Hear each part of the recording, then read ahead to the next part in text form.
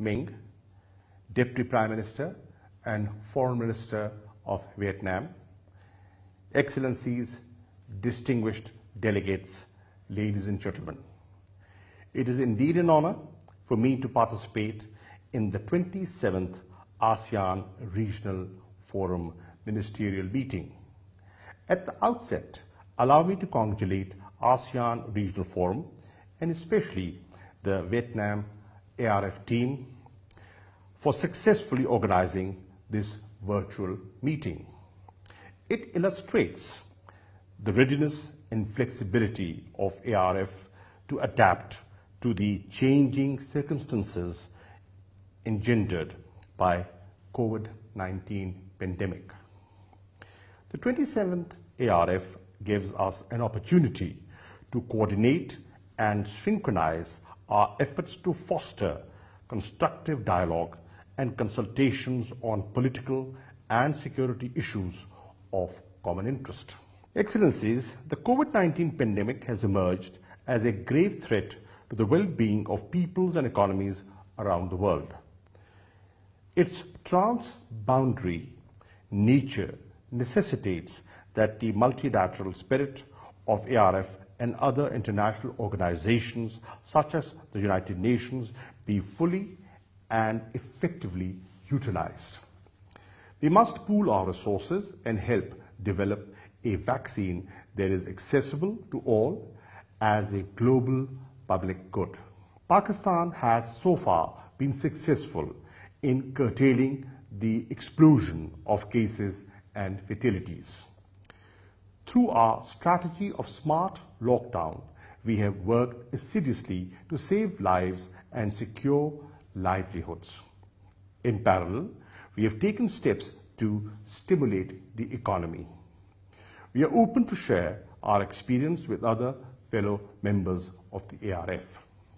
Let me also commend China on its courageous fight against the pandemic and its material and technical assistance to other nations, including Pakistan.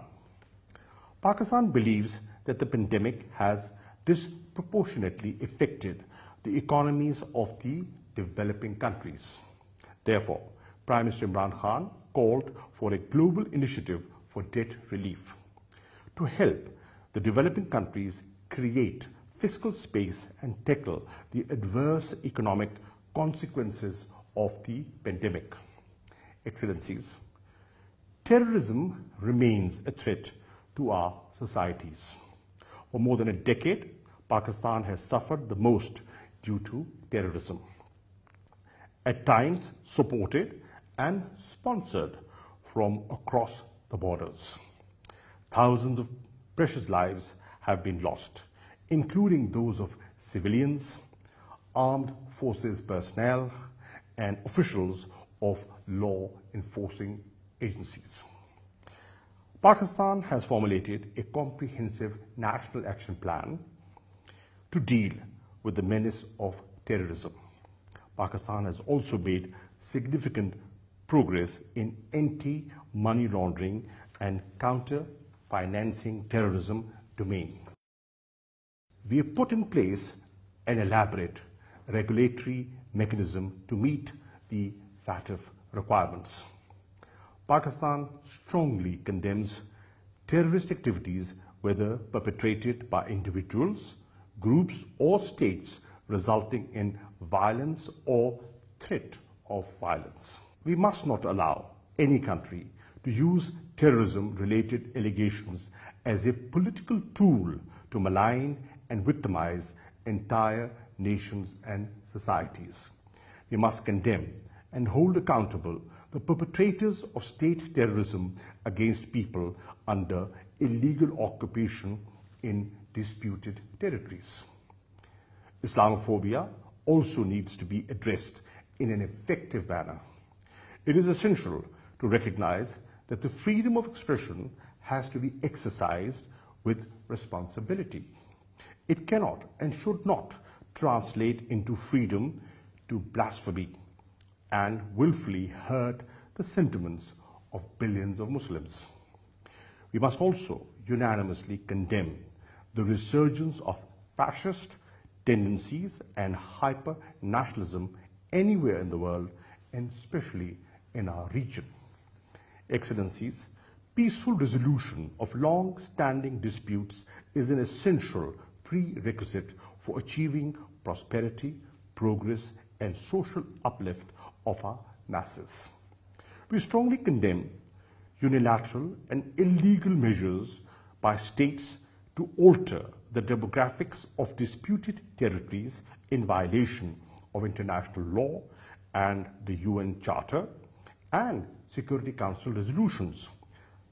Such unilateral measures undermine our efforts to create a regional environment of amity and cooperation and must be resolutely opposed.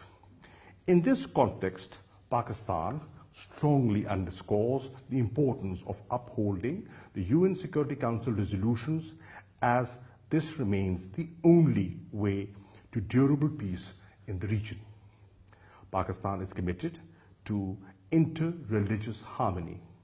Last year, in deference to long-standing desire of the adherents of Sikh faith, Pakistan took the milestone step of opening the Kartarpur corridor to facilitate Sikh pilgrims from India and elsewhere. Excellencies, a peaceful and stable Afghanistan is indispensable for regional peace. Pakistan steadfastly supports an Afghan-led and Afghan-owned peace process and will continue to facilitate an inclusive, broad-based, and comprehensive negotiated political solution. The US-Taliban peace agreement is a significant step forward in this direction. Successful outcome of the intra-Afghan negotiations would be of critical importance. It is important to vigilantly guard against the spoilers, striving to undermine the peace process in Afghanistan. It is vital that the international community does not repeat the mistakes of the past and remains engaged with post-conflict Afghanistan for its reconstruction and economic development. Furthermore, the repatriation of Afghan refugees should be an essential part of the peace negotiations. Excellencies, Pakistan believes that maintenance of peace and security in the South China Sea should be ensured through consultations and negotiations by parties directly concerned. We support China and the ASEAN working out the code of conduct to address the disputed claims.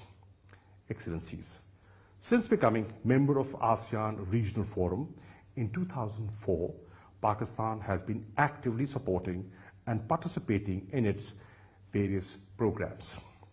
Pakistan proudly announces that it will co-host the 24th ARF Heads of Defense Universities, Colleges, Institutions meeting with Malaysia in 2021.